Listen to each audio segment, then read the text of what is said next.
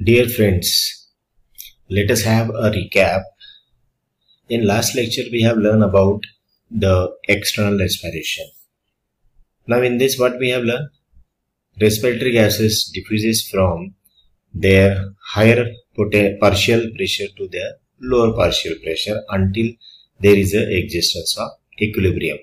Now in this diagram we have already learned that inhaled air has more O2 and very less CO2. So that O2 through the lungs get diffused into the blood, and CO2 from the blood, which is having the higher concentration or higher partial blood pressure, enters into the lungs, and from the lungs it is given out into the atmosphere by exhalation. So this is about the recap.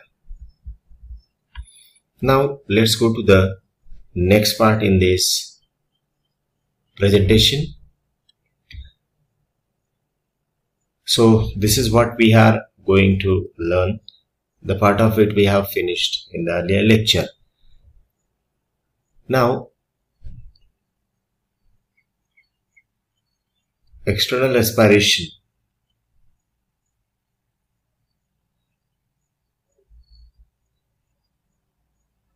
That we have learned into this diagram, that is a recap. Now let us see today internal respiration, in which we are going to learn about transport of gases, that is carbon dioxide and oxygen. And finally we will talk about internal respiration. Now let's see the internal respiration. First part, let us define this. ह्या पहिल्या प्रोसेसची definition अशी आहे की diffusion of oxygen from the blood into the interstitial fluid and into the cells. Transport of O2 and CO2 takes place by RBCs and plasma. Remember, this is very important part. Transport of O2 and CO2 is possible due to RBCs and plasma. So let us have the focus on transport of oxygen. It can be explained in these 4 points.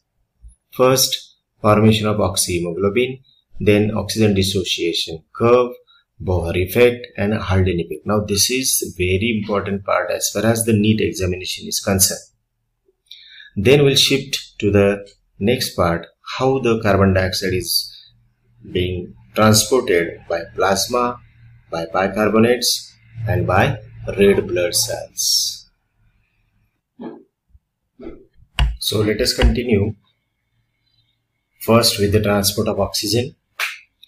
Now transport of oxygen start as the diffusion of O2 takes place from alveoli to blood containing RBCs. So this is important part. Here we know that O2 is being taken place. Transport of or the diffusion of O2 takes place from alveoli to blood containing RBCs. Now when oxygen diffuses in blood, it is taken in two forms. Number one, dissolved oxygen in plasma. ह्या पहिल्या भागात आपल्याला कळेल की हा जो oxygen plasma मध्ये ब्लडच्या plasma मध्ये डिझॉल्व झालेला आहे तो कसा कॅरी केला जातो. The percentage of this is very less. म्हणजे प्लाझ्मा द्वारा ऑक्सिजन ट्रान्सपोर्टेशन हे फार कमी प्रमाणात होतं. Hardly 1 to 3% of the total O2 is transported in dissolved state by the plasma, as a very less O2 get dissolved in plasma. Plasma मध्ये फार कमी प्रमाणात ऑक्सिजन डिझॉल्व होतो. Remaining 97%, now remember this, is bound to hemoglobin present in RBCs. So most of the oxygen is being transported by the oxygen. Now in this diagram you can see this is a blood channel or blood vessel capillary. This is alveoli of lung. So this is lung. This is blood capillary. So through this the diffusion of O2 takes place. So in the plasma 1 to 5%, and through this hemoglobin more than 95%. Second part, how oxygen transported by oxyhemoglobin. आताच मी तुम्हाला सांगितलं की सगळ्यात जास्त प्रमाणामध्ये oxygen हा haemoglobin द्वारा transport केला जातो. So What is hemoglobin? It is a colored pigment which is present in the blood, especially in the RBC. So it has two proteins. One is globin, remember globin, and another is a metallic part called as ferric ions.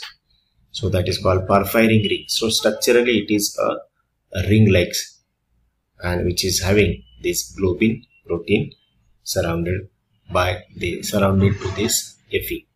Now porphyrin is made up of 4 pyrrole rings. Each pyrrole ring has one Fe2 plus ions, that is ferrous ions. Each ferrous binds to one molecule of oxygen. So one molecule of hemoglobin carries 4 molecules of oxygen. Remember, this is very important. एक hemoglobinचा molecule 4 ऑक्सिजनचे molecule bind करतो, carry करतो. So in terms of grams of hemoglobin, let us see. त्याचं थोडक्यात calculation बघूया एक्झाम्पलने. 1 gram of hemoglobin equals to 1.34 ml of oxygen transported. म्हणजे 1 gram hemoglobin केवढा oxygen transport करतो? 1.34 ml. So if a person is having 15 mg, how much oxygen will be transported by that hemoglobin? Let's see. 100 ml of blood contains 15 milligram of hemoglobin. Then 1.34 into 15 is dash ml of oxygen. So whatever this calculation will come here, you will find that this is near about 3. Okay, 30 ml. So this is how the transportation is calculated. So transport of oxygen is being calculated. This is again very important as far as NEET examination is concerned. So calculative type of MCQ will be asked on this. Now the next part is how this hemoglobin binds to oxygen and it forms the oxyhemoglobin. So hemoglobin plus oxygen gives you oxyhemoglobin. So molecules of this oxygen hemoglobin forms this HbO2. So this is actually the reaction taking place in the blood. So this HbO2 is very unstable, short-lived, and that is what maximum part of O2, that is 95 to 97% is transported as oxyhemoglobin. याचा अर्थ असा की haemoglobin हा महत्वाचा respiratory pigment आहे, जास्तीत जास्त oxygen तो ट्रान्सपोर्ट करतो. यानंतर असे कुठले फॅक्टर्स आहेत ज्याच्यामुळे हा ट्रान्सपोर्टेशनवर परिणाम होऊ शकतो? तर त्यामध्ये हाय partial pressure of oxygen, low partial pressure of oxygen, less hydrogen ion concentration, and low temperature in the alveoli air. हा अतिशय महत्वाचा फॅक्टर. दुसरा, हाय concentration of CO2, partial pressure in the blood of pulmonary capillaries. So these factors are favorable for formation of oxyhemoglobin. तर या फॅक्टर्सच्या मुळे किंवा हे factors ऑक्सिहेमोग्लोबिन formation साठी मदत करत असतात किंवा त्याच्यामुळेच ते होत असतं तयार. मग आता जो बाइंड झालेला ऑक्सिजन आहे हिमोग्लोबिनला, तो फ्री कसा होतो, तो सेपरेट कसा करता येतो, आणि मग ऑक्सिजन हा टिश्यू किंवा सेल्सला कसा दिला जातो? So oxyhaemoglobin is transported from lungs to the tissues. आपण बघितलं की लंग्स मधनं ब्लड मधला हा ऑक्सिजन टिश्यूकडे जाणार आहे, where it is readily dissociates. मग त्याचं परत जे काही पृथक्करण, जे काही सेपरेशन होतं ते हिमोग्लोबिन सेपरेट होतो, म्हणजेच ब्लड मधनं फक्त ऑक्सिजन हा त्या टिश्यूला किंवा सेल्सला दिला जातो. सो ह्या डायग्राम मध्ये लक्षात येईल, त्या ब्लड सेल्स मध्ये ऑक्सिजन आहे हिमोग्लोबिन बरोबर. तो हिमोग्लोबिन मॉलिक्युल्स पुढे गेल्यानंतर हिमोग्लोबिन मॉलिक्यूल हे सेपरेट होतील आणि ऑक्सिजन सेपरेट होईल. फक्त ऑक्सिजन जो आहे तो सेलकडे पास आउट केला जाईल. So this is dissociation of oxygen. म्हणजे ऑक्सिजन हा फक्त त्या सेल्सला दिला जातो, haemoglobin remains in the blood itself, RBC मध्येच तो राहतो. So oxyhaemoglobin dissociation curve. आता हा थोडा वेगळा टॉपिक आहे. यामध्ये डिसोसिएशन कर्व म्हणजे काय, म्हणजे ऑक्सिजन हा हिमोग्लोबिन पासून कसा हळूहळू वेगळा होतो, त्याला डिसोसिएशन कर्व म्हणतात. It is a graph representing percentage saturation of hemoglobin with O2 at different partial pressures. Degree of binding O2 to haemoglobin depends on this partial pressure. आपण बघितलंय अल्व्हिओलाई मधला पार्शियल प्रेशर जो आहे त्याच्यानुसार हे बाइंडिंग डिपेंड असणार आहे. The relationship between SbO2 saturation and oxygen tension partial pressure of O2 is called as oxygen dissociation curve. This curve is sigmoid. Remember MCQ. Oxygen dissociation curve हा नेहमी sigmoid S shape असतो. With increasing partial pressure of oxygen, percentage of saturation of Hb shifts the graph towards the right side. म्हणजे हळूहळू partial pressure वाढायला लागला की हा graph राईटला shift होतो. हे तुम्हाला मॅथमॅटिकली अजून जास्त एक्सप्लेन करता येईल. Maximum saturation of 95 to 97% of partial pressure of oxygen in alveoli म्हणजेच अराउंड 100 mmHg हे सॅच्युरेशन alveoli मध्ये आपल्याला दिसतं. या डायग्राम वरून हे सगळं क्लिअर होईल बघा. Here we observe basically how much of the hemoglobin is saturated with oxygen at different partial pressures of O2. बघा एक्स ऍक्सिसला पार्शियल प्रेशर दिलेला आहे mmHg मध्ये आणि वाय ऍक्सिसला ऑक्सी हिमोग्लोबिन सॅच्युरेशन पर्सेंटेज दिलेलं आहे. यामध्ये बघा वेगवेगळ्या फॅक्टर्सला पीएच असेल टेम्परेचर असेल त्याला हे डिसोसिएशन कसं होतं ते बघूया. यामध्ये तुम्हाला दिसेल की हळूहळू हा जो कर्व आहे हा कर्व ज्या पद्धतीने पर्सेंटेज वाढत जाईल सॅच्युरेशनचं तो राईटला शिफ्ट होत जातो. So it appears as a S shape sigmoid. So when partial pressure of oxygen is at काही एक्झाम्पल दिलेले आहेत 20 mmHg ला असेल तर around 30 to 35% saturation of O2 takes place. बघा या लेवलला. इफ इट इज 40 mmHg या लेवलला जर विचार केला तर डिसोसिएशन तुम्हाला ऑलमोस्ट 70 to 80% दिसते. त्यानंतर जर हा पार्शियल प्रेशर 90 च्या वरती असेल तर मात्र सॅच्युरेशन ऑलमोस्ट 100 कडे झुकताना दिसतं म्हणजे प्लॅटू स्टेज तिथे येणार आहे. अशा पद्धतीने हा डिसोसिएशन कर्व एक्सप्लेन करता येऊ शकतो. हा शॉर्ट आन्सर मध्ये 2 मार्काला 3 मार्काला सुद्धा येऊ शकतो. तर जनरली नीट मध्ये ह्या कर्ववर डायग्रामॅटिक क्वेश्चन्स येतात MCQs ते पण आपल्याला लक्षात ठेवायला पाहिजे. काही फॅक्टर्स आहेत डिसोसिएशन कर्व वर इफेक्ट करणारे. पहिला आहे partial pressure of CO2 that is concentration of CO2 in blood. With increasing CO2 concentration, O2 dissociation curve bends towards right. आताच पाहिलं आपण. It means percentage saturation कमी होत जातं. SbO2 complex dissociates आणि अशा पद्धतीने हे concentration of CO2 affects dissociation curve. दुसरा आहे Bohr's effect. With increasing partial pressure of CO2, SbO2 complex dissociate. हळूहळू त्यांचं ब्रेकिंग होतं जर CO2 चे पर्सेंटेज वाढायला लागले. त्यालाच बोहर्स इफेक्ट असं आपण म्हणतो. आपल्या टेक्स्टबुक मध्ये याची डिटेल माहिती दिलेली आहे. दुसरा फॅक्टर आहे rise in temperature. As the temperature increases the graph shifted to right that is breakdown of Hb2 complex म्हणजे ऑक्सिजन हा हिमोग्लोबिन पासून वेगळा व्हायला लागतो. तिसरा महत्वाचा घटक आहे पीएच ज्याला सामू म्हणतो आपण.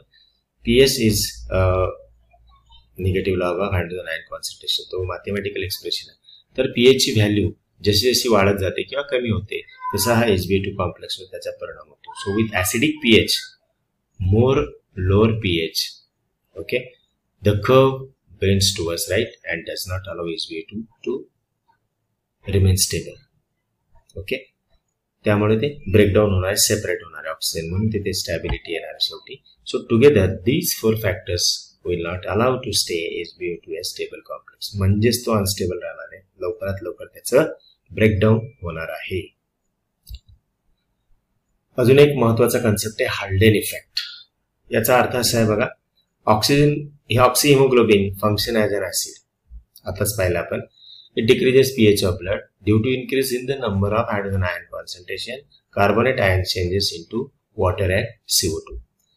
In the alveoli where partial pressure is oxygen is high and partial pressure of CO2 is low when oxygen binds with hemoglobin, but in the tissue where partial pressure of O2 is lower and partial pressure of CO2 is high, hemoglobin does not hold as much O2. याचाच अर्थ it releases O2 from diffusion into the tissue cell. याला Haldane effect म्हणतात. म्हणजे थोडक्यात कंडिशनवर depend आहे acidic condition. शेवटी बघूया transport of carbon dioxide. Hello friends, in the last lecture we have learned about transport of oxygen. Now we'll talk about transport of carbon dioxide. आपण mechanism of respiration मध्ये दोन भागामध्ये आपण हे transport of gases पाहतोय. त्यामध्ये पहिला भाग आपण ऑलरेडी ऑक्सिजन ट्रान्सपोर्ट पाहिलेला आहे आणि आता ट्रान्सपोर्ट ऑफ कार्बन डायऑक्साईडच्या बाबतीत आपण डिटेलमध्ये माहिती घेऊया. 100 ml of blood transports 3.7 ml of CO2. Remember, this is very important part. 100 ml blood transport 3.7 ml of CO2. So, CO2 readily soluble in water and transported by RBC's plasma in 3 steps or 3 forms. So, transport through plasma, transport via bicarbonates or chloride shift method, and transport by the red blood cells. पहिला part बघूया. By plasma in solution from 7%. So only 7% of CO2 is transported in dissolved form as carbonic acid, which can be broken further into water molecule and carbon dioxide. This reaction takes place in the presence of carbonic anhydrase enzyme, remember, which is zinc containing enzyme in RBC. Then carbonic acid comes into the plasma. Out of 3.7 ml of CO2, only 0.3 ml of CO2 go as the carbonic acid through plasma. याचाच अर्थ असा की फार कमी प्रमाणामध्ये आपल्याला हे transport जे आहेत ते दिसत आहेत. दुसरा जो भाग आहे ट्रान्सपोर्टेशनचा, कार्बन डायऑक्साईड हा बायकार्बोनेट म्हणजे सोडियम किंवा पोटॅशियम बायकार्बोनेटच्या फॉर्ममध्ये हा ट्रान्सपोर्ट होणार आहे. जवळजवळ 70% कार्बन डायऑक्साईड हा ह्या पद्धतीने ट्रान्सपोर्ट केला जातो. And this reaction takes place in the RBC. You can see the diagram. So this is RBC. So most of the CO2 is carried out through bicarbonates only. Reaction अशा प्रकारे बघा. CO2 combines with water in presence of the enzyme carbonic anhydrase to form carbonic acid. तर या पद्धतीने carbon dioxide H2O याचं रूपांतर होऊन आपल्याला कार्बनिक ऍसिड हे तयार झालेलं दिसतंय. So carbonic anhydrase enzyme is found in RBCs and not in plasma. Very important point. So this enzyme is found in RBCs. Very important because most of the students they write MCQ as answer plasma, which is wrong. So this enzyme carbonic anhydrase is found in RBCs. The rate of formation of this acid, that is carbonic acid inside the RBC, is very high as compared to the plasma. याचा अर्थ असा की RBC मध्ये हा जो प्लाझ्माचा भाग आहे बाहेरचा त्याच्यामध्ये कमी प्रमाणात आणि जास्तीत जास्त प्रमाणात RBC मध्ये हे ऍसिड तयार होतं. सो कार्बनिक acid being unstable dissociates back into these ions, carbonic ions and H plus ions in the presence of the same enzyme, and that leads to the accumulation of these ions inside RBC. म्हणजे RBC मध्ये negative charge हा develop व्हायला लागतो, त्याचं प्रमाण वाढायला लागतं आणि त्याच्यामुळे पुढची रिॲक्शन घडत असते. बघूया काय आहे ते. या ठिकाणी अजून मला एक गोष्ट सांगायची बघा. ह्या टिश्यू सेल्स आपण म्हणूया याच्याकडनं जे काही वेस्ट प्रॉडक्ट CO2च्या फॉर्ममध्ये येतं ते शेवटी ब्लडमध्ये येतं आणि ब्लडमध्ये मग RBC मध्ये त्याचं कन्व्हर्शन कार्बनिक ऍसिडमध्ये होतं. पुढे बघूया. RBC मधनं हा जो कार्बनिक ऍसिड आहे याचं पुढे काय होतं, कारण आपण आयन्स पाहिले, आयनचं प्रमाण RBC मध्ये जास्त प्रमाणात दिसणार आहे आपल्याला. हे बघा, हा जो HCO3 मायनस आहे H प्लस आयन्स, मग हा HCO3 म्हणजे कार्बनिक आयन जे आहे त्याचं पुढे काय होतं बघूया. इट दस मूव्स आउट ऑफ RBC. आता कॉन्सन्ट्रेशन वाढल्यानंतर काय होईल, त्याचं प्रमाण वाढायला लागेल आणि आपल्याला माहिती आहे की बॅलन्स कंडिशन मध्ये राहायला पाहिजे का, कुठली जी काही आयनिक बॅलन्स असणार आहे. So HCO3 from RBC is pumped out, तो बाहेर जायला लागतो. This would bring about imbalance of the charge inside the RBC. मग ते बॅलन्स करण्यासाठी to maintain this ionic balance between the RBC and the surrounding plasma, Cl minus ions diffuses into the RBCs. Very important point again. So here you can see the Cl minus ions, they are diffusing inside RBCs. This movement of chloride ions from the plasma into the RBCs is known as chloride shift, and another name is Hamburger's phenomenon. So remember, chloride shift चं दुसरं नाव आहे Hamburger phenomenon. So HCO3 that comes into the plasma joins to the ions like sodium and potassium, आणि त्याच्या पुढे त्याचं रूपांतर bicarbonates मध्ये होताना दिसेल. यालाच आपण pH बॅलन्स मेकॅनिझम म्हणतो. तुम्ही केमिस्ट्रीमध्ये बफर सिस्टीम पाहिलेली असेल, तर त्याच्यामध्ये strong acid, strong base, strong acid, weak base, वेगवेगळ्या प्रकारचे सॉल्ट्स असतात. त्याच्यामध्ये आयनिक बॅलन्स मेंटेन केलं जातं आणि हे pH मेंटेन करण्यासाठी ही गोष्ट घडत असते. सो फायनली त्या कार्बनिक ऍसिड जे बाहेर जाणार आहे ते या आयन्स बरोबर कंबाईन होईल आणि NaHCO3, KCHCO3 वगैरे हे कार्बोनेट्स तयार होतील. So H+ is taken up by protein haemoglobin. Hydrogen ion haemoglobin मध्ये जाणार आणि त्याचं रिडक्शन होईल. Addition of hydrogen is reduction. These ions might be expected to lower blood pH, but they are buffered by hemoglobin by the formation of deoxyhemoglobin, that is reduced form.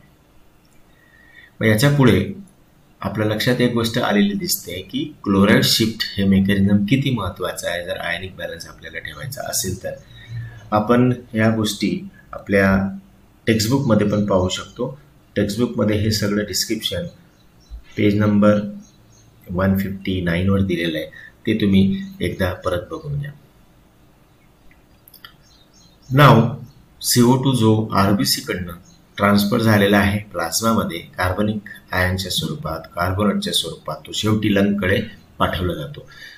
At the level of lungs या डायग्राममध्ये लक्षात येईल तुम्हाला की हा ब्लडचा भाग आहे आणि हा लंग. सो इथे डिफ्युजन ऑफ गॅसेस होणार आहे. So in response to the low partial pressure of carbon dioxide of the alveolar air, hydrogen ion and bicarbonate ions recombine to form carbonic acid, and under the influence of carbonic anhydrase release the carbon dioxide and water. परत काय होणार आहे बघा, कार्बनिक ऍसिडचे रूपांतर CO2 आणि H2O मध्ये होणार आणि CO2 जो आहे it will be exchanged into the alveoli, म्हणजेच लंग्स मध्ये तो ट्रान्सफर होणार आहे. कारण पार्शियल प्रेशर बाहेरून घेतलेल्या हवेमध्ये कार्बन डायऑक्साईड खूप कमी प्रमाणात असतो, पण बॉडीमधला कार्बन डायऑक्साईड जास्त असल्यामुळे आतला कार्बन डायऑक्साईड लंगमध्ये पाठवला जातो आणि बाहेरच्या हवेतला ऑक्सिजन आतमध्ये ब्लडमध्ये डिफ्यूज केला जातो. तर अशा पद्धतीने CO2 transport at lungs level आपल्याला सांगता येईल. तिसरा जो महत्त्वाचा टप्पा आहे, आरबीसीस सुद्धा CO2 ट्रान्सफर करतात in the form of carbamino haemoglobin. अतिशय महत्त्वाचा भाग आहे हा सुद्धा की 23% CO2 जो आहे तो हा कार्बॅमिनो हिमोग्लोबिनच्या फॉर्ममध्ये आरबीसीच्या द्वारे बाहेर टाकला जातो, ट्रान्सपोर्ट केला जातो. CO2 binds with amino group of Hb to form unstable complex carbamino hemoglobin. HbCO2 आपण त्याला म्हणूया. This molecule easily dissociates where the partial pressure of CO2 is low, म्हणजेच तो अल्व्हेओलाई मध्ये रिलीज केला जाणार आहे. याचा अर्थ आपल्याला महत्त्वाचा टप्पा इथे दिसतोय तो म्हणजे जवळजवळ 70%चा भाग आहे तो कार्बोनेटच्या स्वरूपात बाहेर टाकला जाईल आणि उरलेला जो आहे तो आरबीसीच्या स्वरूपात बाहेर टाकला जाईल आणि रिमेनिंग काय 5-7% उरलेला जो भाग असेल कार्बन डायऑक्साईडचा तो प्लाझ्माच्या द्वारा बाहेर टाकला जातो. अशा पद्धतीने हा ट्रान्सपोर्ट ऑफ CO2 आपण 3 वेगवेगळ्या माध्यमातून बघू शकतो. Let us have the recapitulation. थोडक्यात आपण रिव्ह्यू घेऊया की कशी ही प्रक्रिया घडते ट्रान्सपोर्ट ऑफ CO2 ची. बघा, CO2 diffuses into the blood stream, बाहेरून आलेला बॉडीमधनं टिश्यूमधनं जो काही CO2 बाहेर पडलेला आहे तो त्या बाहेरच्या प्लाझ्मामधनं डिफ्यूज होतो, आरबीसीमध्ये येतो. आरबीसीमध्ये त्याच्यात हिमोग्लोबिन बरोबर त्याचं बाइंडिंग होतं आणि 70% जो आहे तो कार्बनिक ॲसिडमध्ये. सो HbCO2 आणि H2CO3 ह्या फॉर्ममध्ये RBC मध्ये तो असणार आहे. मग पुढे H2CO3 त्याचं डिसोसिएशन होईल कार्बोनेट्स H+ आणि कार्बनिक आयनमध्ये. फायनली H+ जो आहे तो बफरद्वारा Hb त्याला काढून घेणार आहे आणि उरलेला जो काही असेल तो सगळा कार्बन डायऑक्साईड कार्बोनेटच्या आयनच्या स्वरूपात हा बाहेर दिला जाणार आहे आणि ते बॅलन्स ठेवण्यासाठी क्लोराईड आयन RBC मध्ये शिफ्ट होणार आहेत. यालाच आपण हॅम्बर्गर इफेक्ट म्हणतो. So this is very important easy diagram to understand how the CO2 is transported into the blood. तिसरी अतिशय महत्त्वाची लेवल आहे ती म्हणजे transport of carbon dioxide and oxygen. यानंतरचा अतिशय महत्त्वाचा भाग तो सेल्युलर रेस्पिरेशन. अतिशय स्टेप बाय स्टेप होणारी प्रोसेस आहे. यामध्ये सेल्युलर रेस्पिरेशन म्हणजेच शेवटी आपण इनहेल केलेला ऑक्सिजन हा कुठे जातो आणि त्याचं काय होतं ते आपल्याला दिसेल. So this is the end point of respiration mechanism. Okay, पहिलं आपण एक्सटर्नल रेस्पिरेशन पाहिलं, नंतर इंटरनल रेस्पिरेशन पाहिलं आणि नंतर हे cellular respiration. So these are the 3 steps by which we can understand the mechanism of respiration. So it is the last step taking place inside the cell. End point जो आहे जिथे खरं गरज आहे ऑक्सिजनची त्या ठिकाणी हा ऑक्सिजन पोहोचवला जातो म्हणजेच सेलमध्ये आणि त्या लेवलला ऊर्जा निर्मिती केली जाते by the process of oxidation of food आणि शेवटी त्याचं रूपांतर ATP मध्ये होतं. So this is a very important last step in the mechanism of respiration. आपण नेहमी म्हणतो की why we respire the air, आपण ऑक्सिजन का घेतो त्याचं कारण तुम्हाला इथे कळेल की we need oxygen, continuous oxygen to produce ATPs. So primary aim of respiration is production of energy. Remember, या 2 प्रक्रिया आहेत ज्यामध्ये ऊर्जा निर्मिती केली जाते.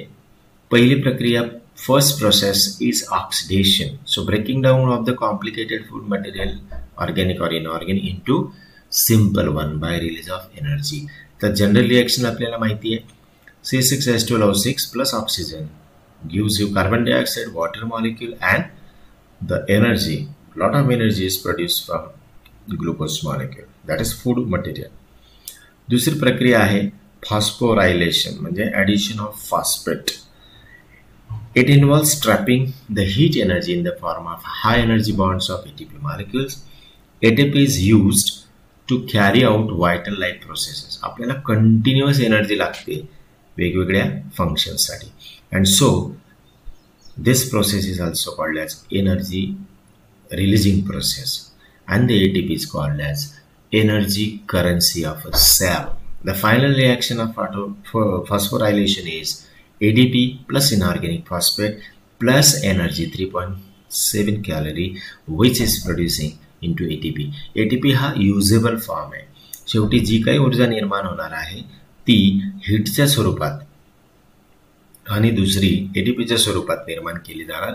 ATP हा स्टोरेबल फॉर्म आहे आणि हीट ही आपले बॉडीचं टेम्परेचर मेंटेन करण्यासाठी ती डेसिपेशन होतं म्हणजे बरीच ऊर्जा ही हीटच्या स्वरूपात बाहेर पडते. म्हणून आपलं शरीर जे आहे ते नेहमी गरम ठेवलं जातं, आपल्या बॉडीचं टेम्परेचर मेंटेन केलं जातं. So this reaction is very nicely depicted through the diagram.